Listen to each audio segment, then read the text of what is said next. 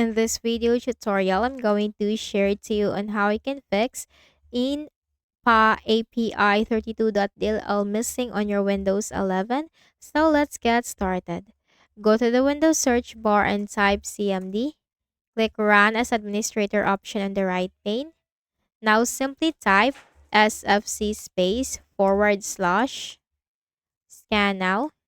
SFC space forward slash scan now. Scan now is just one word and no space. Hit enter.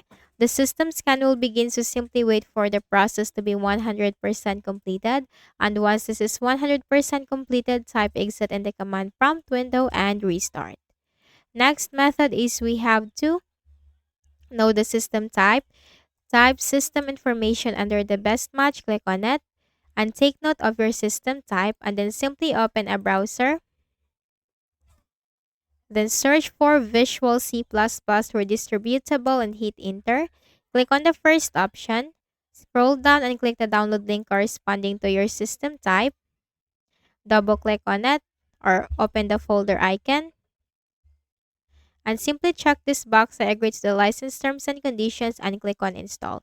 Install the Visual C++ on your Windows 11. Next method also consider to update your Windows. Click on the start button and go to settings.